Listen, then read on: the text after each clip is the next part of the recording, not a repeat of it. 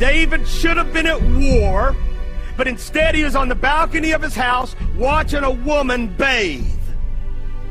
He lusted over her, called his people, said, go get her, I want her. He took her, had sex with her, and then he realizes that he's in a big mess. This girl gets pregnant. He's got to do something about this. So Uriah the Hittite, who is the husband of Bathsheba, David brings him in, wants him to lay with his wife and, you know, sort of fix things. Boy, we try to fix stuff, don't we? From the very beginning, we sowed fig leaves. From the very beginning, we try to fix our sin, try to cover up our sin. You can't cover it up. You got to get it washed clean. God's got to take care of it. So Uriah the Hittite, eventually, David sends him to the front line and has the husband killed. Okay, so now David is an adulterer and a murderer. And in 2 Samuel chapter 12, verse 1, look at this. Then the Lord sent Nathan to David, prophet. And he came to him and said to him this story. There were two men in one city, one rich and the other poor. The rich man had exceedingly many flocks and herds, but the poor man had nothing except one little ewe lamb which he had bought and nourished, and it grew up together with him and with his children. It ate of his own food and drank from his own cup and lay in his bosom, and it was like a daughter to him. And a traveler came to the rich man who refused to take from his own flock to prepare one for the wayfaring man who had come to him, but he took the poor man's lamb and prepared it for the man who had come.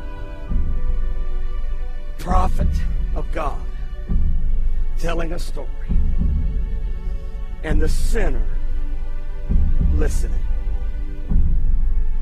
So David's anger was greatly aroused against the man, and he said to Nathan, as the Lord lives, the man who has done this shall surely die, and he shall restore fourfold for the lamb, because he did this thing and because he had no pity. Then Nathan said to David, you are the man.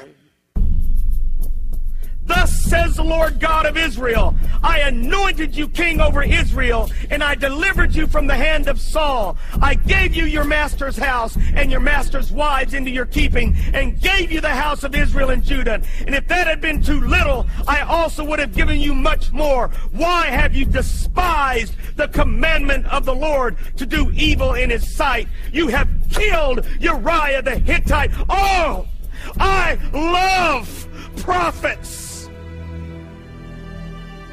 And I love preachers of righteousness. I love pastors who are not afraid of their people. I love pastors who are not ashamed of the whole truth. I love pastors who will call sin, sin, even if it means losing the biggest giver in the church. I love pastors.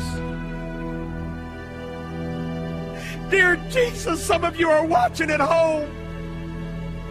The reason you're not happy is because God's not happy. The reason you're not happy, and you got all kinds of stuff, but you're not happy with yourself because you've wavered. And the truth has been set to the side. You just give enough truth to make the people happy, but you don't share the whole truth. Nathan, as he's sharing this, David could have pulled out a sword and sliced off his head. Shut up, Nathan. Get out of my life. This is David. Man of God. King. God, help us. Jesus, help us to return to the God of our fathers.